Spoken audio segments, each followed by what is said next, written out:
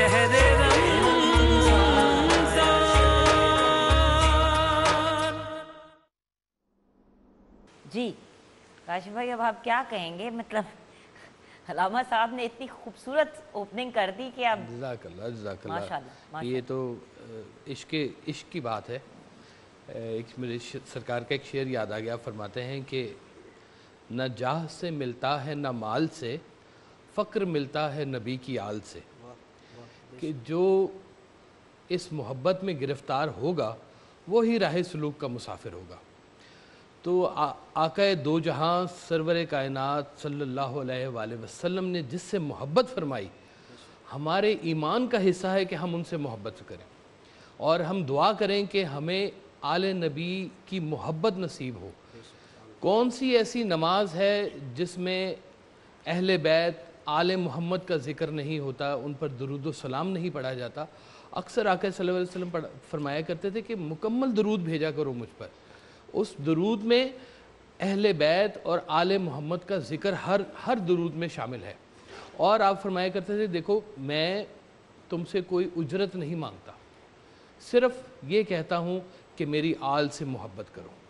یہ ایک راز ہے کہ اس محبت سے آپ کو حضور کی محبت ملے گی، اور جس کی حضور کی محبت جس کو مل گئی اللہ کی محبت اس کو مل جائے گی.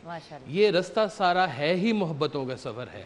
آپ تو کیا کہیں کہ آپ کے فضائل اتنے ہیں کہ آپ راکب دوش نبی ہیں. حضور پاک نے جس کو پیار سے گود میں اٹھایا، حضور پاک نے جس کو محبت کی، اور آپ کی زندگی کا جو ایک ایک سبق ہے وہ نمونہ حیات ہے دنیا کے لیے. آپ کا ایثار، آپ کا صدقہ دینا، آپ کی محبت اور آپ کا وزڈم، یہ آنے والی تمام دنیا کے لیے ایک ایسا نمونہ ہے کہ اگر ہم اس کو فالو کریں گے تو ہم واقعی طور پہ ایک اسلامی معاشرہ تخلیق کر سکتے ہیں. ایک صحابہ آئے، انہوں نے حضرت امام حسین کو کچھ برا، حضرت امام حسن کو کچھ برا بھلا کہنا شروع کر دیا. تو آپ نے فرمایا کھانا کھاؤ گے؟ تو اس نے پھر برا بھلا کہنا شروع کر دیا. تو آپ نے کچھ اشرفیہ نکال کے اس کے حوالے کر دی. تو انہوں نے کہا کہ میں تو یہی دیکھنے آیا تھا کہ کیا شان ہے آل نبی کی، کہ ان پر کبھی آپ پتھر بھی برسائیں تو ہمیشہ وہاں سے پھول ہی برستے ہیں، دعائیں ہی نکلتی ہیں. اور یہ جنہوں نے زندگی میں لوگوں کو معاف کرنا نہ سیکھا، جنہوں نے لوگوں کے ساتھ حسن سلوک کرنا نہ سیکھا، وہ اہل بیت کی محبت والے لوگ نہیں ہے. اور یہ محبت ہمیشہ یہی سکھاتی ہے کہ آپ لوگوں کے لیے بے ضرر ہوں، آپ لوگوں کے لیے منفعت بخش ہوں، آپ سے لوگوں کو فیض ملنا شروع ہو. اور یہ محبت ہمیں اللہ کا رستہ دکھاتی ہے. سبحان اللہ. کہ ہم خود بھی اپنی اصلاح کریں، اپنے آپ کو انسان کا بچہ بنائیں. آج کل تو انسان کے بچے بھی انسانیت سے بہت دور ہو گئے ہیں. یہ بھی تو ایک بات ہے نا کاشف بھائی کہ ہم تربیت پہ فوکس نہیں کرتے، اور یہاں پہ دیکھیں کہ تربیت کس قسم کی ہوئی ہے. ہم ان کی بات کر رہے ہیں کہ جن کی پیدائش پہ نام آقا دو جہاں سرور کائنات نے آپ نے ارشاد فرمایا، اور حضرت امام حسن علیہ السلام کو گھٹی بھی حضور پاک نے دی تھی. یعنی کہ جس لعاب دہن سے کنویں میٹھے ہو جاتے ہیں اور جو چشمہ علم ہے اور ہدایت ہے، ان کی گھٹی حضرت امام حسن کو دی گئی ہے. اور ایک پہلو اس میں چھوٹا سا اور بھی ہے کہ اس میں ننہال کو بھی بہت امپورٹنس دی گئی ہے. یعنی کہ جو ریلیشن میں جیسے داد کے ہوتے ہیں، نان کے ہوتے ہیں، تو یہ ہم آج کے دور میں دیکھتے نہیں ہیں. آج کے دور میں زیادہ پرائرٹی جو ہے وہ شاید ددیال کی طرف ہوتی ہے، لیکن آقا دو جہاں نے یہ بتایا کہ کیسے ننہال کی بھی ایک عزت ہوتی ہے، اور ایک پیار جو نانا کا جو ہوتا ہے، نانی کا جو پیار ہوتا ہے، وہ کس درجے کا پیار ہوتا ہے. یہ آقا دو جہاں نے سارا نمونہ پیش کیا کہ آپ نے سجدہ لمبا کر دیا کہ جب آپ کے کندھوں کے اوپر، تو کیا اللہ کو اس وقت نظر نہیں آ رہا تھا کہ آپ تو نماز میری پڑھ رہے ہیں لیکن خیال تو آپ کا اپنے نواسوں کی طرف ہے. تو یہ کوئی علیحدہ چیزیں نہیں ہیں دونوں. یہ میں آپ کو بتا رہا ہوں کہ قرآن اور اہل بیت کو علیحدہ نہیں کیا جا سکتا. یہ دونوں ہمیشہ اکٹھے رہیں گے.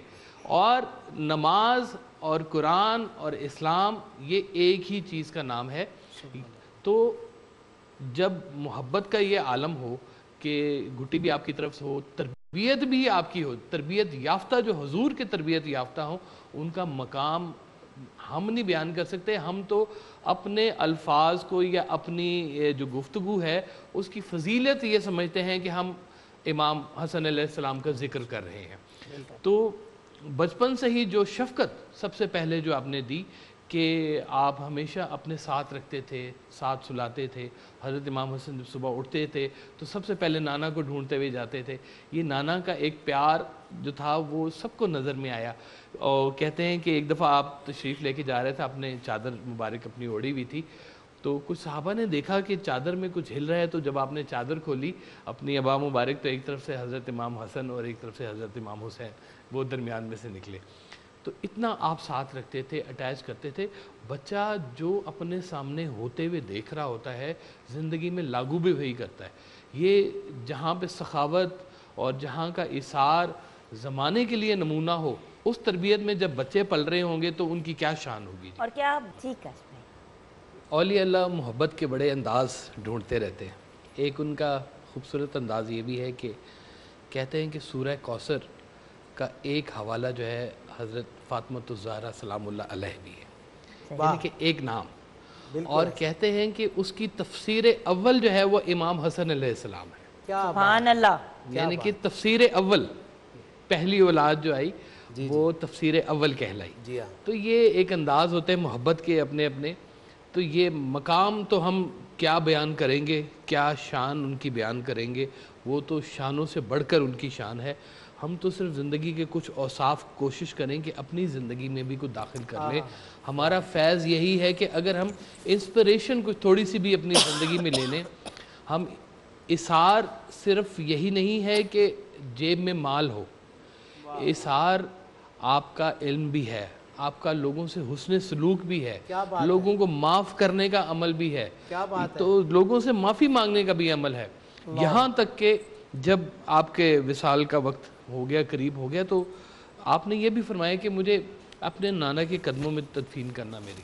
لیکن ساتھ ان کو پتہ تھا کہ یہ میرے ساتھ ایسا سلوک ہونے نہیں دیں گے. تو کہا اگر ایسا نہ ہو تو مجھے میری والدہ کے قدموں میں تدفین میری کر دینا. یہ بھی ایک حسن سلوک تھا کہ جھگڑا نہیں آپ نے کیا. صلح جو آپ کے اندر اتنی طبیعت تھی کہ آپ نے ہمیشہ کہیں پر بھی جھگڑے کا کوئی موقع آیا آپ نے صلح کیا. اگر ہم آج صلح کو نہیں لوگ اپنے آپ کو بہت دلیر سوری کاشف قطع کلامی کے لیے پیوز، ہم اپنے آپ کو بہت دلیر سمجھتے ہیں کہ ہم سینہ تان کے ایسے کر کے لڑنے کے لیے ہر جگہ پہنچ جاتے ہیں. ایکچولی زیادہ ہمت چاہیے ہوتی ہے چپ رہنے میں، درگزر کرنے میں، اور کرٹیسزم کو پازیٹیولی بھی لینے میں. یہ بھی ایک بہت بڑی بات ہے. ہم لوگوں کے اندر اتنی سخت نہیں ہے کہ اگر کوئی ہمیں کوئی بات کہے، چاہے وہ تلخ زبان میں بھی کہہ رہا ہو، کہ ہم ایکچولی اس بات کو سنیں، اس کو ابزارب کریں اور اپنے آپ کو امپروو کرنے کی طرف لے کے جائیں. اور بڑھتا بھی زندگی میں وہی انسان ہے جس میں کیپیسٹی ہو سننے کی، ورنہ آپ وہیں پہ پھنسے رہتے ہیں ساری زندگی. ایسے ہی ایگوئسٹک ہو جاتے ہیں ہم لوگ اصل میں. انا ہماری پھنس جاتی ہے درمیان میں.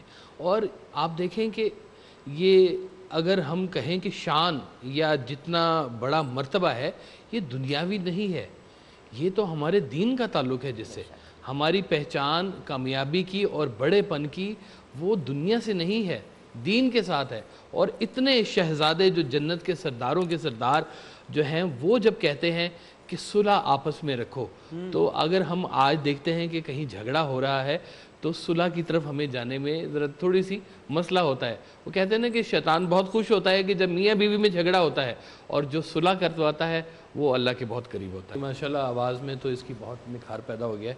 ابھی مجھے لگتا ہے کہ تلفظ پہ بھی کام ہے، اور تھوڑا نچلے سروں پہ بھی تھوڑا سا گلے کی بن رہی ہے نا ابھی، تو انشاءاللہ یہ بہتر ہو جائے گا، بہت بہتر ہو جائے گا.